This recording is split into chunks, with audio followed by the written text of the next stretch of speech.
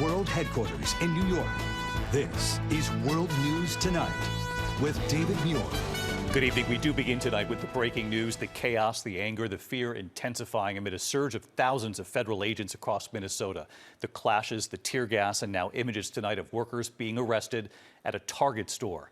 Protesters and federal authorities clashing outside a federal building in St. Paul. Demonstrators setting off fireworks, authorities and firing tear gas into the crowd. Multiple people arrested. Tonight, video obtained by a local outlet, Bring Me the News it's called, showing DHS agents arresting 2 employees at a Target in Richfield.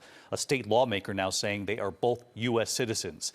And those disturbing images fueling much of this, Renee Good, the mother of 3 shot and killed in her SUV during an immigration crackdown. Tonight, we have learned multiple federal prosecutors working out of Minnesota have now resigned amid pressure from the Trump administration, they say, to focus the shooting investigation on Renee Good and not the agent who shot her in the head.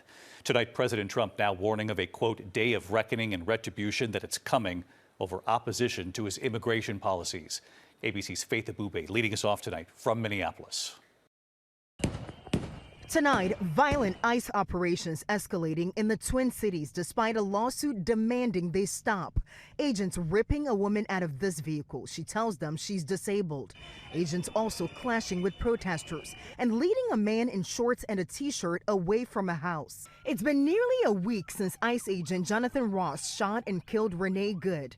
The Department of Justice has called the killing justified and is not cooperating with state or local agencies on their investigation. And tonight, ABC News has learned that at least 4 federal prosecutors working out of Minnesota have resigned over concerns the department is focusing on investigating Renee Good, who the administration has called a domestic terrorist. On Monday, Minnesota and the Twin Cities filed lawsuits alleging agents were told to, quote, push the envelope of immigration enforcement tactics.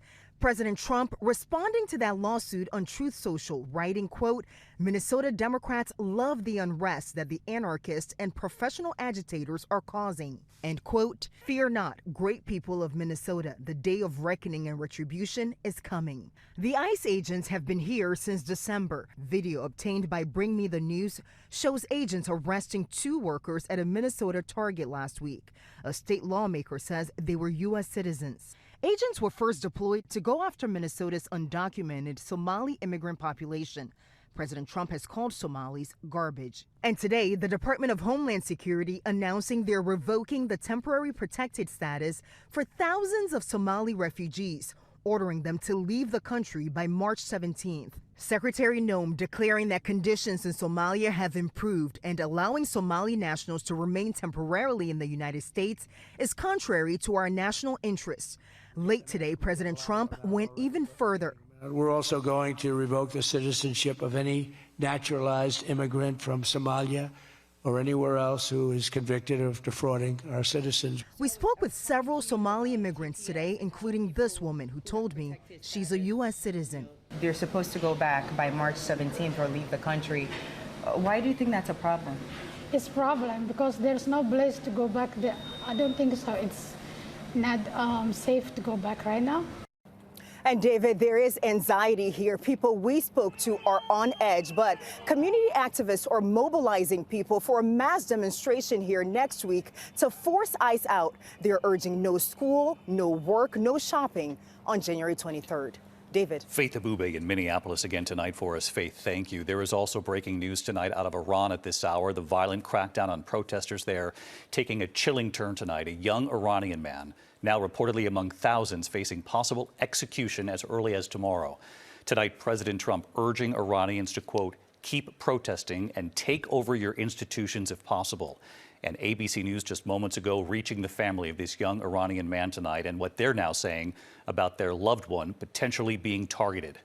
Ian Pannell from the region again tonight for us. Tonight, this is the face of the young Iranian facing imminent execution, according to activists. 26-year-old Irfan Sultani, a young man into sports and fashion, an Iranian non-profit sharing this image seen around the world. He's among more than 10,000 arrested, with fears the first wave of executions could start tomorrow. Tonight, President Trump warning if the regime starts hanging people, will take very strong action, vowing help is on the way. All Iranian patriots keep protesting, take over your institutions if possible, and save the name of the killers and the abusers that are abusing you. The death toll surging, human rights groups saying at least 2,000 killed, and US officials expecting it to be even higher. New videos emerging online, despite a near-total communications blackout, showing dramatic street clashes between an unarmed crowd and state officers in the western city of Urmia.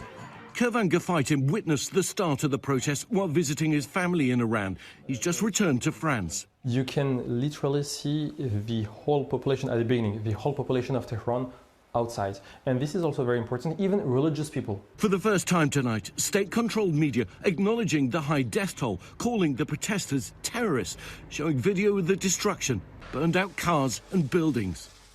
David, we just heard from a relative of the young man, Irfan Sultani, who's facing execution, telling ABC News he's such a kind soul and so compassionate to people. None of the accusations by the regime are true. Meanwhile, President Trump tonight saying he's getting accurate numbers for those killed, warning he'll act accordingly. David? Our chief foreign correspondent, Ian Pannell, watching this very closely for us. Thank you, Ian. Back here in the U.S. tonight, the investigation into actor Timothy Busfield taking a disturbing turn now. Famous for roles in The West Wing, 30-something, and Field of Dreams, now surrendering to authorities, facing child sex abuse allegations. What the actor is now saying in a video message. Here's Trevor Ault. Tonight, actor-director Timothy Busfield, known for his roles on hit shows 30-something and The West Wing. I've only been a White House reporter for 7 years. I appreciate you clearing that up. Has now turned himself into police, charged with sex crimes against a pair of child actors he directed, releasing this video to TMZ. They're all lies, and I did not do anything to those little boys, and I'm going to fight it. According to the arrest warrant, the suspected abuse allegedly happened in New Mexico during the filming of the TV series The Cleaning Lady. Just trying to help out. I don't need that kind of help. Albuquerque police claim the victim's parents reported the case to Child Protective Services, saying the alleged abuse started when the boys were 7 years old and lasted more than a year. Investigators claim the mother told them Busfield had the boys call him Uncle Tim, and one of the boys said Tim would come into the bedroom on the movie set. Police allege that child was later diagnosed with PTSD, and his therapist reported the boy was having nightmares about the director touching him. Earlier today, U.S. Marshals launched a search for Busfield in New York's Catskill Mountains, where he lives with his wife, actress Melissa Gilbert. Busfield says he was already driving to New Mexico. I got the call Friday night. I had to get a lawyer. Saturday, I got in a car and drove 2,000 miles to Albuquerque. In response to the allegations, NBC is pulling an upcoming episode of Law & Order SVU, where Busfield was set to play a judge, and Warner Brothers, which produced The Cleaning Lady, is promising to cooperate with law enforcement. David, Melissa Gilbert's publicist says she stands with and supports her husband. Timothy Busfield is expected to be arraigned on these charges tomorrow. David. Trevor Ault with us tonight. Trevor, thank you. This evening, President Trump touring a Ford factory in Detroit amid new inflation numbers this evening, showing the prices of coffee, beef, and candy up. The president declaring an economic boom. And tonight, the images of the president at that factory also making headlines. What President Trump did when he was heckled by a worker at the factory, what the worker said, and how the president responded, the gesture the president made. Here's Mary Bruce tonight. Tonight, President Trump touring a Ford factory in Michigan, painting a rosy picture of the economy. The Trump economic boom is officially begun. But new numbers out today show inflation up 2.7% since this time last year. Gas prices are down, but household staples like coffee up nearly 20%, ground beef up more than 15%, candy up 10%. The typical American household now spending $184 more a month to purchase the same goods and services as a year ago. One of our top priorities in this mission is promoting greater affordability. The president blaming Federal Reserve Chairman Jerome Powell for not further lowering interest rates. If I had the help of the Fed, it would be easier, but that jerk will be gone soon. Trump's Justice Department has launched a criminal investigation into Powell and renovations of Fed buildings. Powell says it's part of the president's pressure campaign. And tonight, J.P. Morgan CEO Jamie Dimon sounding the alarm, saying everyone we know believes in Fed independence, and anything that chips away at that is probably not a great idea. Top Republicans also skeptical. If the Justice Department is pursuing something, I hope they have a smoking gun or something, because I don't think you trifle with the Federal Reserve, with the central bank. Today, I asked the president. They say the investigation into Jerome Powell is going to undermine confidence in the Fed. Do you approve of this investigation? Billions of dollars over budget, so he either is incompetent or he's crooked. I don't know what he is, but he certainly doesn't do a very good job. As he toured the factory today, Trump heckled by a man who shouted pedophile protector. The president responding with what seemed to be an expletive, then appearing to give the man the finger. The White House tonight saying the man was, quote, in a complete fit of rage, and the president gave an appropriate and unambiguous response. The president making his economic pitch there in Michigan after spending the last several weeks focused on foreign affairs. But Trump and Republicans know well that the midterms are quickly approaching and that the economy is the top issue for voters. David. Mary Bruce at the White House tonight. Mary, thank you. Meantime, across town, the showdown on Capitol Hill tonight. Former President Clinton and former Secretary of State Hillary Clinton defying a House subpoena to testify in the Jeffrey Epstein investigation. Tonight, the Clintons' scathing letter to the committee saying every person has to decide when they have seen or had enough and are ready to fight for this country. Here's Rachel Scott tonight. Tonight, Bill and Hillary Clinton refusing to testify before the Republican-led House committee investigating sex offender Jeffrey Epstein, calling the committee's subpoena legally invalid. In a blistering letter, the former president and Secretary of State declaring every person has to decide when they have seen or had enough and are ready to fight for this country, its principles, and its people, no matter the consequences. For us, now is that time. The Republican committee chair James Comer now threatening to hold the former president in contempt. We will move next week in the House Oversight Committee markup to hold former President Clinton in contempt of Congress. House Speaker Mike Johnson sounding fully on board. I think clearly he's defied a subpoena of Congress. I'm not sure what the other remedy would be. I mean, it's a contempt. It shows contempt for Congress. In their extraordinary 4-page letter, the Clintons warning Republicans you are on the cusp of bringing Congress to a halt to pursue a rarely used process literally designed to result in our imprisonment. Former President Clinton was friendly with Epstein, but he has never been accused of any wrongdoing. And the White House Chief of Staff told Vanity Fair President Trump was wrong to claim there was incriminating evidence about Clinton in the Epstein files. President Trump himself had a long friendship with Epstein. And today Republicans were asked why he hasn't been called in to testify. He answers questions every day about Epstein. But the Clintons say the Republican mission is clear. Writing, what you are doing is trying to punish those you see as your enemies and to protect those you think are your friends. Republicans in the House Oversight Committee plan to move forward with a resolution to hold Bill Clinton in contempt of Congress next week. It would then head to the House for a full vote and could lead to prosecution by the Justice Department. David. Rachel Scott live on the Hill for us. Thank you, Rachel. Tonight, the controversial creator of the Dilbert comic strip has died following a public battle with prostate cancer. Scott Adams, known as the mind behind the office worker named Dilbert that spawned a TV series and, of course, the comic strip. Tonight, his family sharing Adams died after his fight against prostate cancer that spread to his bones. His comments on race drawing condemnation, newspapers dropped his comic strip. He said later in life he found religion. Scott Adams was 68. When we come back here tonight, we are tracking a storm sweeping its way into the Northeast. We'll time it out for you. Also ahead, the images right here, a police officer targeted amid this fiery ambush.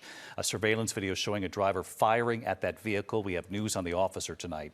Also, a major cheese recall this evening. It's now been upgraded. They're calling this potentially deadly, and we'll have the details in a moment. And the news tonight involving Steelers head coach Mike Tomlin. After the loss last night, what a storied run for him, but his announcement. And Aaron Rodgers and why he walked out of that press conference. A lot more news ahead. We'll be right back. Tonight, a police officer targeted in a fiery ambush in South Carolina. Surveillance video showing a car approaching a police vehicle in Greenville. Suddenly, shots are fired, massive sparks right there. Officials say the suspect, David Lane, led deputies on a chase and exchanged gunfire. The suspect was later found dead inside his car. The injured officer is now out of the hospital tonight. This evening, a consumer alert, a cheese recall over listeria concerns. The recall has now been upgraded to the FDA's highest risk category. The 20-state recall affecting Pecorino Romano now reclassified to Class 1, which means it's potentially deadly. The FDA says the designation signals the cheese could cause, quote, serious adverse health consequences or death. The cheese was sold under the Ambriola, Members Mark, Locatelli, and Boar's Head brands. We have much more on our website for you. When we come back tonight, we are tracking a storm sweeping its way into the Northeast. We'll have the forecast in just a moment. And then the major headline involving Steelers head coach Mike Tomlin tonight, and Aaron Rodgers, too, why he walked out of that press conference in a moment here. To the index tonight, a potential storm on track to sweep through the Great Lakes and parts of the Northeast. A system expected to bring a wintry mix on tap to get started late Wednesday into Thursday. Rain and snow and a surge of cold air all on the way. The heaviest snow totals are expected from Michigan right across there to upstate New York. The end of an era in Pittsburgh tonight. Head coach Mike Tomlin stepping down from the Steelers. Tomlin ending his 19-year run following last night's playoff loss to the Houston Texans. The loss also signaling the possible end of Aaron Rodgers' career. Rodgers defending coach Tomlin abruptly walking out of a press conference after being asked a second straight question about the coach. When we come back here tonight, the puppy being trained to save people and what he can already do at 5 months old. You'll see it. Finally tonight here, the pup on patrol, America Strong. Tonight in Snowmass Village, Colorado, an incredible sight. The ski patroller and her new recruit. A 5-month-old golden retriever, Benji, getting a ride to work on the back of his trainer. And they've gone viral tonight. Benji is the newest Aspen Snowmass Patrol recruit, and they hope a future avalanche rescue dog. He's a good boy. For months now, his owner and trainer, ski patroller Louise Zemlicka, has been acclimating Benji to the slopes as part of their on-mountain canine program. Building his confidence, getting him used to the ski lifts, his vests, the snow, loud noises, uneven surfaces. Training to ride still on the toboggan in the wind and snow. And wearing goggles to protect his eyes. And going through intensive search and rescue training with the Colorado Rapid Avalanche Deployment Program, learning how to find lost skiers in the snow. If all goes well, they tell us he'll be ready by 2 years old. But look at this at 5 months, pretty comfortable already. And tonight here, hi, David. Benji and his owner, trainer Louise, on a hike. Turns out this is their well-deserved day off. Our goal is to get him certified as an avalanche dog, and he will be searching for people involved in an avalanche rescue situation. If you're out skiing in Snowmass, come say hi. Wow, thank you for what you do, and the pup too. I'll see you tomorrow. Good night.